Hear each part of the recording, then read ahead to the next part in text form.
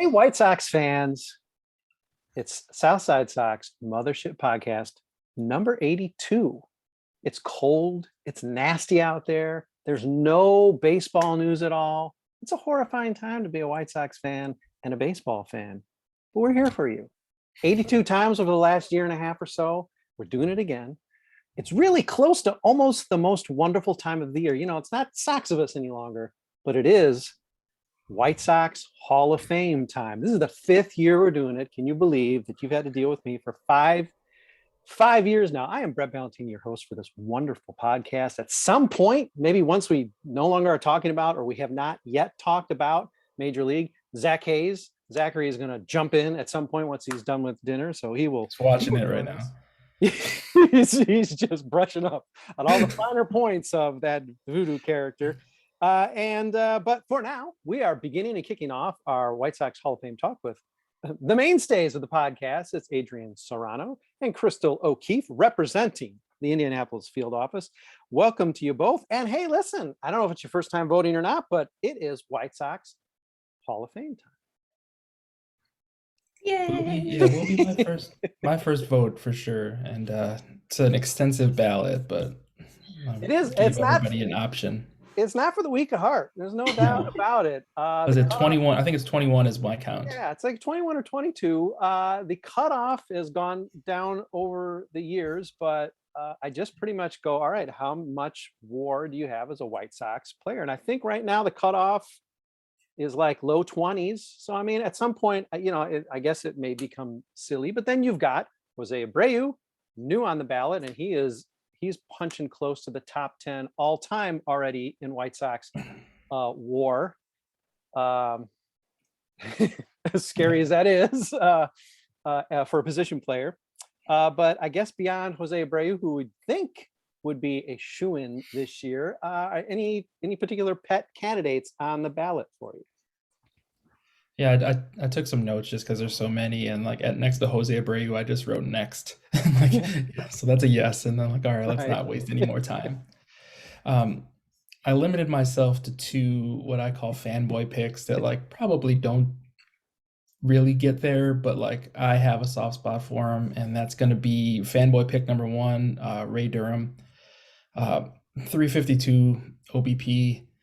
He kind of feels like if he played right now, he'd be a different player. They kind of, he was ahead of his time a bit, maybe, and just struck out too much. It hit the ball on the ground too much. And had he changed that, maybe he's a 200 home run guy and, a completely different hitter. One of the first guys I remember too that just kind of got dumped for salary after the white flag, we don't really, we don't have any more room for him. We need that John Atkins contract. He was too old, Adrian. He was too old. He wasn't a kid. And then fanboy pick number 2 for me is Alexi Ramirez, Cuban missile. He came over at 26, but I don't know if any of us will ever be sure if he's 26. The way he fell off at the end there, I feel like he might have been 28 or 29 when he came over. Kind of the El Duque thing. You had no idea how old he was at the time. But, I mean, arguably, up there with Nelly Fox and Ozzie Guillen as the best defensive shortstops in the history of the team. He doesn't have the numbers, but he didn't play for nearly as long as either of those guys did. But I think he's just really underrated. If you take a second, and go and just take a look at Alexi Ramirez, much better than you remember him. And, we'd probably look at him a little different if Derek Jeter didn't steal a couple Gold Gloves from him through that really good part of his career. But so those are my fanboy picks. Probably don't make it over some of these other guys, even in just the White Sox Hall of Fame, but I feel like they need a little bit of respect.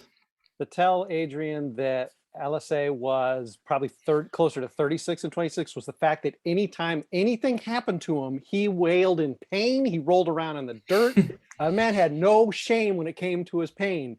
You gotta love the guy. And Ray Durham, extremely close to my heart, so I love those fanboy picks. I'll fanboy right with you. Chrystal O'Keefe, any thoughts on this ballot beyond Pito, who you got to think is close to a shoe-in? He was definitely my number 1. I love him endlessly. I picked a couple. I didn't really give a bunch of explanations because I was too lazy in my note taking. but I will own up to wanting Chrystal. I don't really care what anybody says about it. If you put the kind of rotten person aside, he's a good player. And even his rot isn't that bad. He just doesn't believe in getting the vaccine. So you got to pick and choose your battles. But I think he was always a phenomenal player. I enjoyed watching him prior to jumping ship over to the White Sox. But yeah, so I picked Chrystal. And I picked Chet Lemon because he's been, I mean, there's no way he shouldn't be in something like this. He was phenomenal. So he was a really big pick. And then I also picked Wilbur Wood because, again, phenomenal, absolutely phenomenal player. Talk about a guy who did not play of his time. He was like he was like Ed Walsh in the 1970s. Chrystal, was one thing I've learned being down here in Florida. You can take the ace hurler out of Florida, but you can't take Florida out of the ace hurler. So, hey, what are you going to do? He is a guy who does, he is deserving. I think he got a pretty nice share of the vote just a year ago. So it's only a matter of time for him because this really is White Sox career. I don't think there's any danger of him coming back. So, this is what it's going to be. And it's pretty darn good. I would say it's got to be close to what Jose Abreu, just in terms of WAR production, has put up in, relatively similar time period. I think what's funny about this ballot is that we have 4 players, not even including Wilbur Wood or Chet Lemon, both guys who are right on the border of like legit Hall of Fame consideration, if you're looking big Hall at all. So we have 4 Hall of Famers on this ballot from the White Sox who are still on this ballot, who have still not been elected. So it's been a stingy electorate, perhaps too many fanboy picks, because there's guys like, Red Faber, et cetera, and so on, Hoyt Wilhelm, who are still not even in this Hall of Fame. So, there's still some work to be done among the electorate out there. So, Yeah, this is going through the list. I'm like, yeah, this is a stacked lineup. I think I ended up having 11 yeses to 10 nos. Out of Chrystal's picks, I think I was a yes also on Chris Sale and Wilbur Wood. And the only reason I was a no on Chet Lemon was just because like I feel like he kind of came into more of his own as a Tiger, and like he played longer on the Tigers. So like as a White Sox Hall of Fame, we're voting on not a the baseball Hall of Fame. The same with a Hoyt Wilhelm. Hoyt Wilhelm played some of his best baseball for the White Sox, but he played for like 45 years, like a long career on many teams besides just the White Sox. He started with the White Sox at age 40. So yeah, another very strange character. And yes, Adrian, we will be talking after this podcast about your degrading of Chet Lemon. Chrystal has gone to the top of the podcast guest list. Adrian, you are slipping, but there's time to redeem yourself. Let's talk perhaps about some of the bonus categories. Last year I was lazy, or maybe I felt there wasn't a lot of interest in them. So I skipped all these fun extra bonus categories. And this year they're back. I believe there are 9 of them. Any of them jump out to you as being particularly fun or delightful in any way? I did have a side note here for defensive play. I feel like you stack the deck. Like my note just says, Brett stacked the deck to get Uribe's play in. Like, because the rest of those plays were kind of like, not really like noteworthy in too many ways. But yeah, so the Uribe play, 2005 moment, El Duque. A lot of great moments, but the El Duque moment was the only moment on that list that I felt like if that had gone differently, maybe they don't win. Like, the AJ thing happened, but like they only lost 1 game in that series. Even that defensive play by Juan Uribe, like they swept that series. It's not like that won the series for them. They probably were going to win regardless. And I think notable in the 2005 moments is we've gotten to the point where, despite how incredible the amount of postseason moments there were, this is the first time I've inserted a non-playoff moment with the Joe Crede sort of like crashing to the ground. I believe they were up 15 at the beginning of August. They were down to, I think, 2.5 when Joe Crede hit his extra inning home run to sort of like make everybody just calm down and say, hey, they've been leading all the way so far. Maybe this is going to work out okay. So this, I guess that's notable because there's so many good playoff moments. There's probably still more to squeeze into this category. But for now, hey, let's sprinkle in Joe Creedy because he needs a little love as well. Chrystal, anything jump out in particular to you among these bonus categories? I will say I agree with that defense. That was the defensive one was stacked. I did end up going with the ninth inning catch just because I remember watching that and being like, oh my God. And for 2005, I went with Scotty Pods because he's underappreciated. So there was that, but they were pretty fun. I liked the best home run. I actually went with Harold Baines for the 25th inning walk-off for that long game. And the nicknames were kind of fun. I obviously went with Luis Robert because didn't he like come in with that nickname? Like it wasn't even something given to him. I was like, he just came in. He gave like, it to himself. I feel like Eloy gave it to him like in spring training or minors or something. I actually had a write-in for the home run, so I didn't have any of those votes. I voted for Luis Roberts' wild card game home run in Oakland that hasn't landed yet. Right. Just as a super exciting moment. Well, if I don't amend the ballot, if I haven't amended the ballot between recording this podcast and publishing everything here on Friday morning, who knows? Maybe Luis Robert makes it. And the Adrian Serrano movement, not the Chet Lemon diss, but the Luis Robert home run movement can just take off. Who's to say? Chet Lemon in the Detroit Tigers Hall of Fame. Well, he keeps digging. Oh my goodness. Yeah, home run. That's a new category, and so many of these other like memorable moments. These categories are malleable for sure. And the fact that so many of the big moments have been home runs, I figured, let's just have a home run category. So we're starting that off. We're going to get to nicknames in a second, but we're also going to welcome in Zach Hayes, who has made his way. He is his belly full and he no longer hungry. So he is with us to talk White Sox Hall of Fame ballot as well. Nickname, let's just go through. You've already revealed yourself as a Pantera fan. There are a lot of candidates. I tried to select only nicknames that didn't actually have to do with the name. Like Little Louie is a great nickname, but I said, you know what?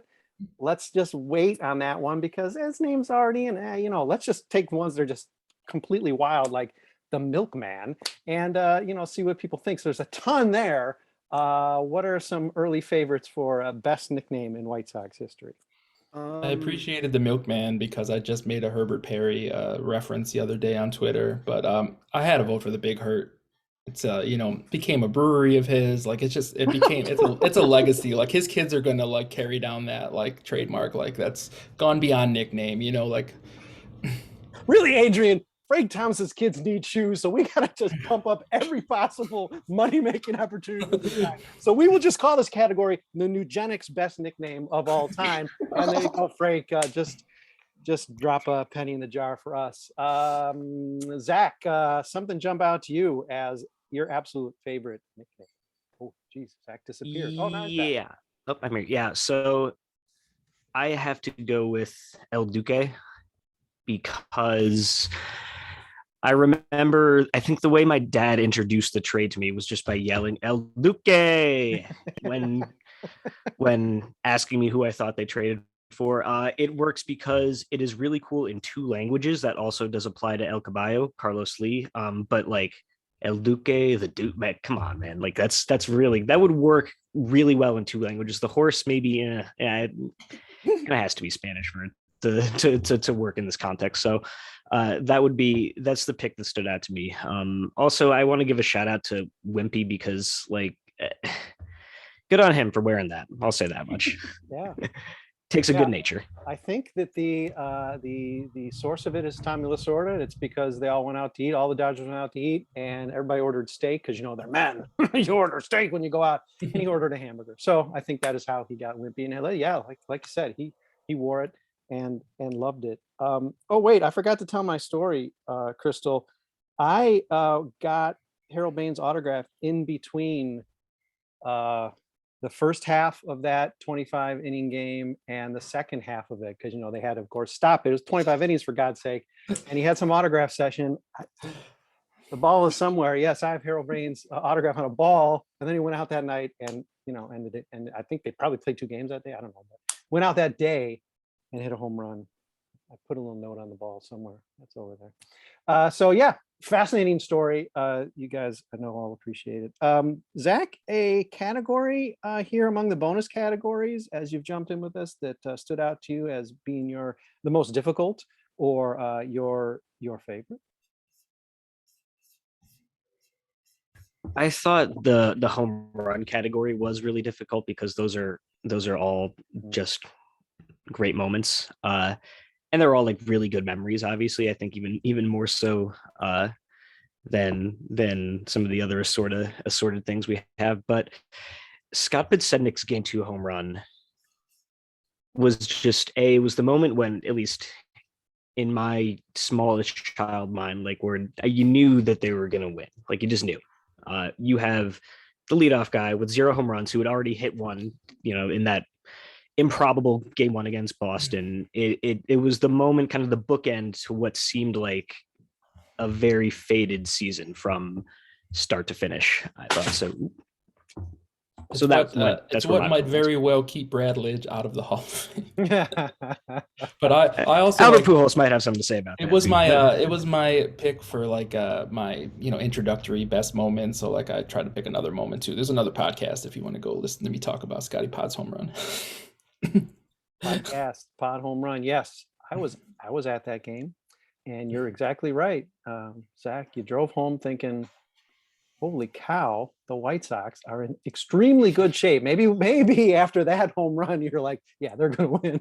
Oh man, that was a good feeling because everything was so close. Aside from the very first game of the playoff, every game was close. You never felt that they were, even when they were in the World Series, at that point you thought, hey, maybe these guys can win it.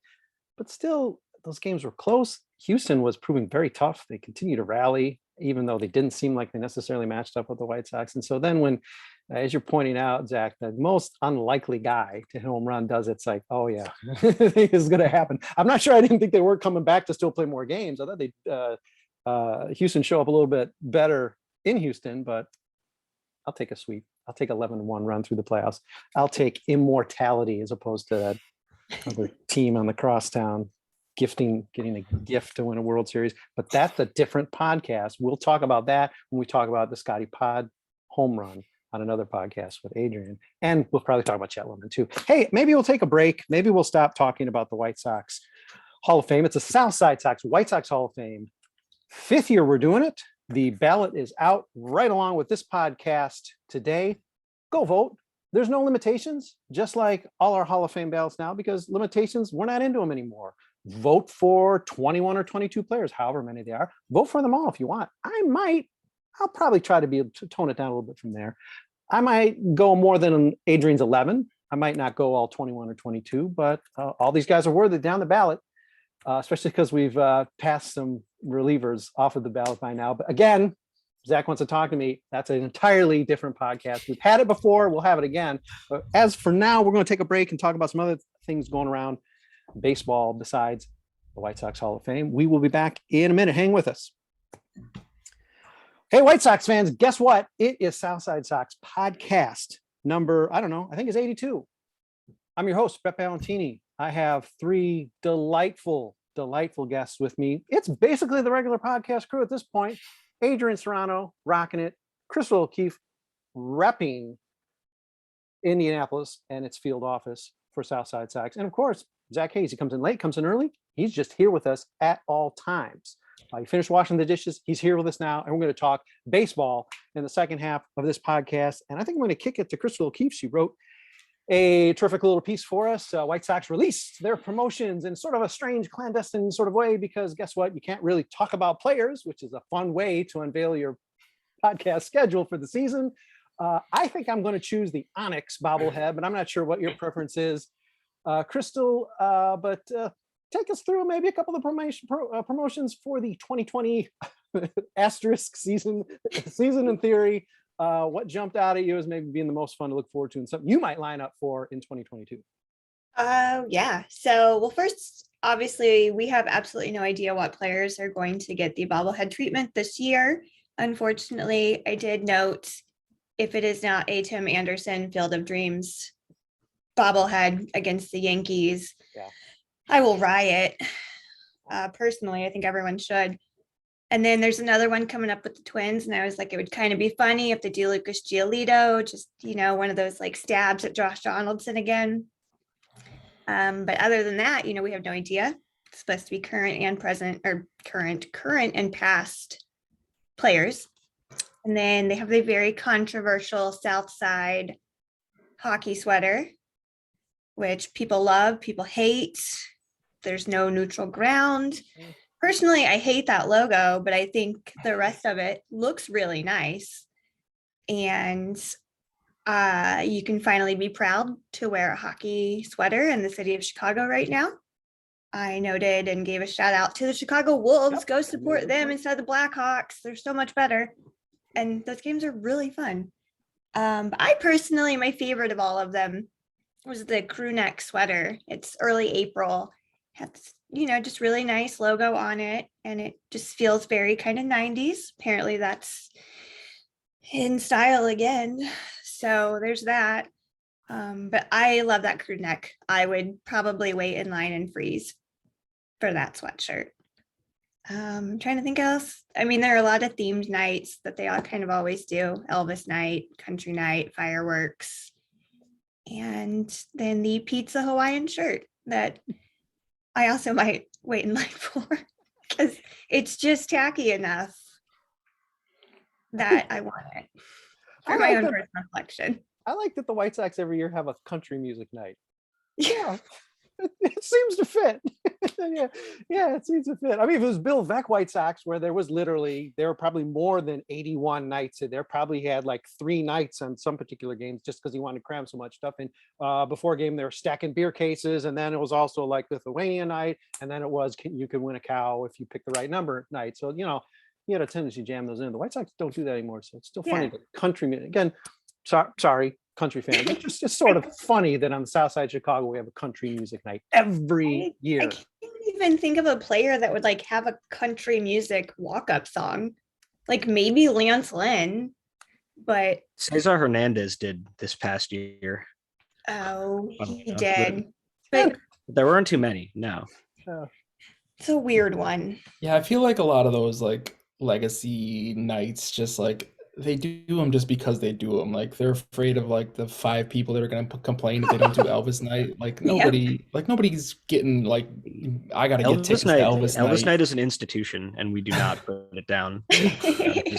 Like I think like Dog Night is the only one that'll get it picketed if they get rid of Dog Night. And at least Elvis night is super goofy. You got the Elvises. I don't know if they're still jumping from the plane. You got goofy Elvis. You got always never the so-called sexy Elvis. Always the fat sequined Elvis roaming the stands. There's an antic sense to it. I also think it's funny connected to country music night that somehow mullet night has gone away. Country music night remains, and really those two maybe they should be married. So maybe you can just sneak in mullet night along with country music night. I was hoping for another Star Wars night because those are always fun. The last time I went to one, there was a Boba Fett there, and he saw my Star Wars sleeve that I currently have covered, and I asked if I could hold his blaster, and he like gave me his blaster gun, and there's a picture of me like holding it next to him, just looking super tough. They've had some good giveaways too for Star Wars night the last couple years.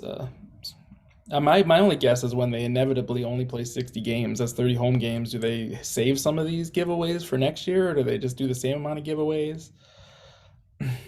Yeah, is that not why the Yasmani Grandal basketball jersey has 20 on the front of it? Yeah. Oh, I saw a tweet about, somebody said it, maybe it was even one of you, that sweater will just stink if Yasmani wears it the entire time. Like that was Sean Anderson said that. That's pretty okay, let's it's a perfect seg as we reel back in this podcast from promotions to lockout, because of course we don't know, as Zach just squeezed in there, that we don't know if we're going to have a season at all.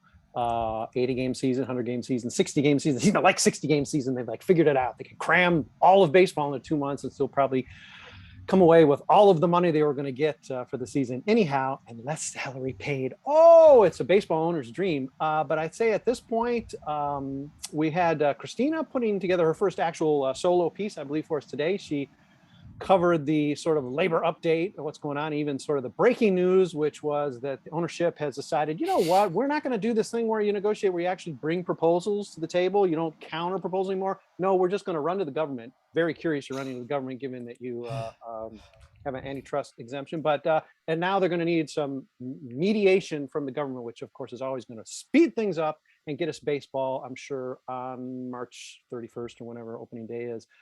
Safe to say that spring training is going to be delayed, if not nixed completely, which means we are going to have a compressed season looking ahead. Things can change, but feelings about the news of today that I don't think you can paint as anything but dismal, an indication that the owners want to just smoke out the players. Yeah, it's kind of shocking that they need a mediator now because their plan to like lock out the players and force them into taking a bad deal and not negotiating in good faith backfired. Like because they could have easily gone to like, all right, we know you don't trust us, and let's both sides agree on a mediator and start with a mediator, a third party. They could have done that at any point in the negotiations, but like they just thought that they were going to strong arm it. It's really feels like they've been pushing for 60 games since 2020 went well. 60 games, extended playoffs. Maybe the players try to push them to 100, but like I can't see them wanting to pay for more than that. They do not want to pay for 162 games, period. I don't think we're getting baseball. I'm Not so even na- lip service to a season. Okay, yeah. I hate these owners. I don't think we're getting it. Yeah. Yeah, they're just I can't even, I find it difficult to speculate because they're playing where the owners are, like you said, trying to smoke out the players. They're all playing chicken, and it just goes down to who's willing to play chicken the longest. And it's hard to speak to that. And weirdly enough, I'm actually a little less confident that we'll lose games than I was a few weeks ago, because I did think about it and see people talking about it, how you think about how quickly things actually came together in 2020. It took about a month from agreement to season, and about 10, 12 days between agreement and start of camp. And players have been angling for a shorter spring training for a long time anyway. So I could see there's a world in which a deal comes together rapidly. I'm not confident in it in the slightest. I'm not betting on it.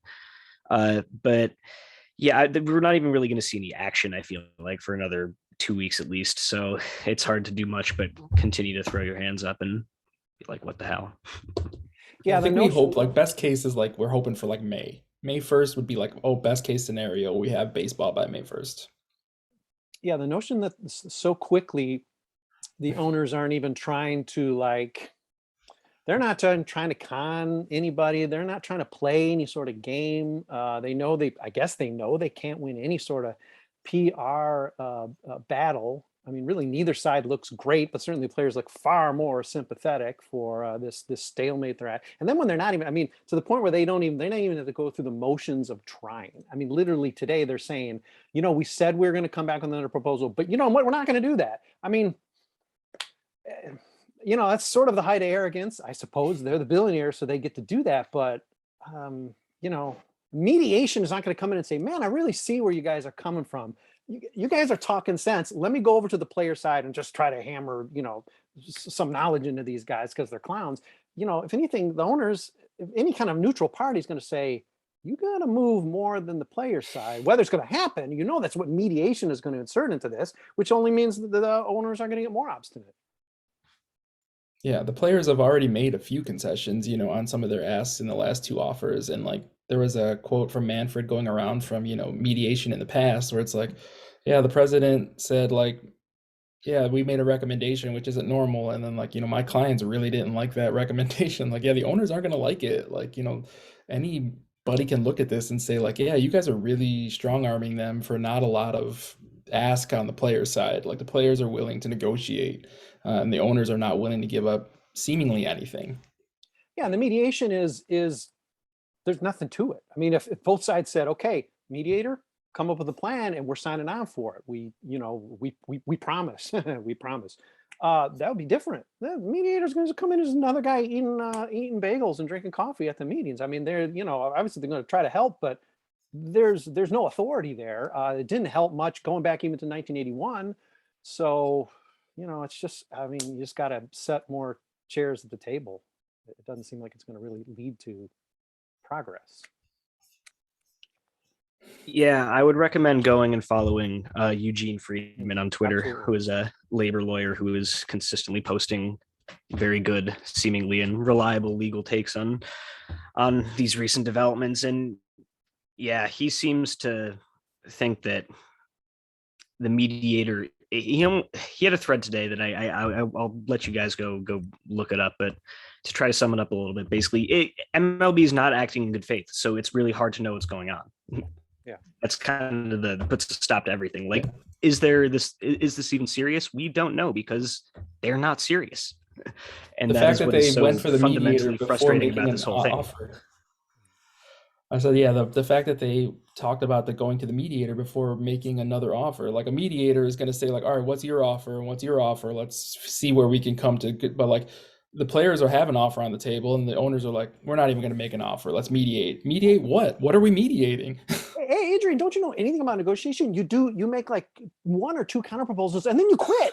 You just say, all right, I'm tired of this. What? Like, we need a mediator to come in and tell them that they're crazy. Like, they're greedy. Careful what you guys ask for. This could end up not going well for you, even though you have all of the money. Hey, listen, we are winding up this podcast, but why don't we talk a little bit about the movie tournament we just had? It was just 16 movies, so not the greatest sampling. Many of the movies you figured would advance sort of did. I don't think there are too many like sneak attacks in there. The final was Field of Dreams narrowly over Major League, which I would not necessarily predicted, but I could have imagined those two in the final. Well, I certainly know at least one person here is not too happy about the Field of Dreams final, but next year, looking ahead to maybe 32 movies, is there hope that there might be somehow some broader coalition of movies we can all get behind and agree on and not feel bad about? No. Field of Dreams is going to somehow win again. Field of Dreams will beat Titanic. Field of Dreams will beat Citizen Kane. Like, there's no winning with Adrian, Voting Public and Field of Dreams. Next year, if it's played, a Field of Dreams, we'll have some Cubby stink on it. It might not be quite as appealing to a White Sox voter. If we can please have round one Field of Dreams versus like Avengers Endgame, like, we might have a chance. But other than that, like, if The Natural is out in round one, like, I don't have very much hope. I'm sorry that I petitioned against you so much for The Natural. I just really loved Moneyball so much more. I liked both though, but I just loved all of the replies. Like, to each time you tweeted that out, they're like, why is this not in here? This poll is stupid. Like, okay. And then the Field of Dreams won, and suddenly everyone is dragging Brett on Twitter.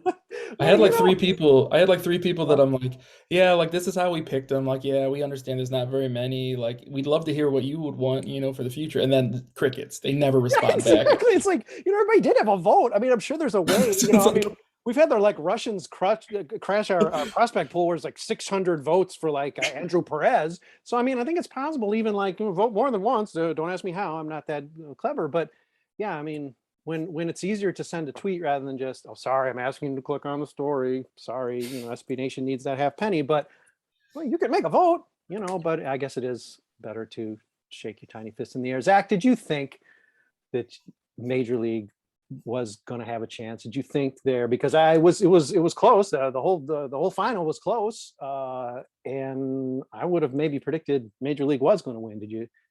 I'm sure you didn't have a lot invested in it, but did you think Major League might take it all?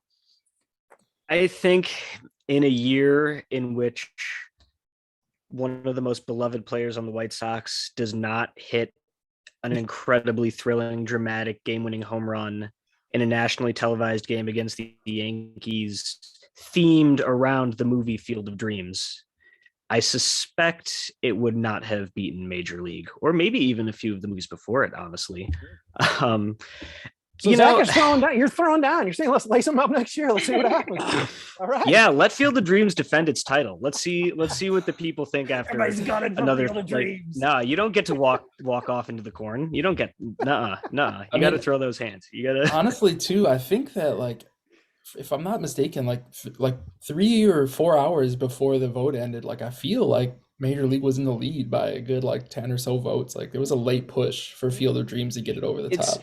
It's really my own fault for trying to keep myself off of social media as much as possible and not pushing for it very much, which I think personally speaks to the power of the movie. I only did promotion for like I put out like one tweet. I think I left most of the conversation to you guys because I don't know, I was off my phone a lot, but I think that speaks for itself, honestly. It works. I'm pretty sure I berated people into at least 35 votes for the natural. Like it was getting blown out. It was getting blown out for a second before I'm like, I gotta go on the offensive. Like let me put some stuff up on Facebook. Even like I gotta bring in these old people. Like, yeah, go figure it out. We have mascots for these movies at this point. Zach Hayes representing Major League, although Dorman, he didn't care enough. He didn't care enough. I'm just that persuasive, clearly. Adrian Serrano, the natural, which if he wasn't doing it, I was gonna do it. Chrystal, what Didn't write anything. Did you have a strong allegiance, or you just don't even? My strongest allegiance will always be Moneyball, followed by A League of Their Own. Okay. And if you put Little Big League in next year, I will pass out flyers in the loop. Thanks, please vote for this movie.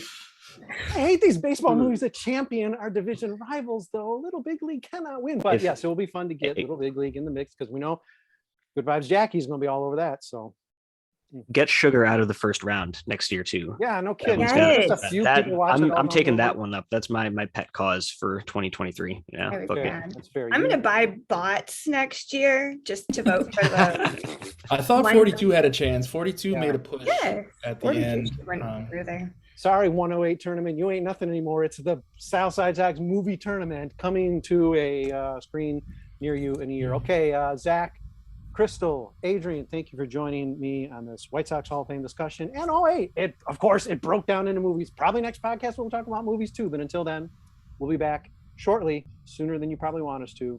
Thanks everybody for listening.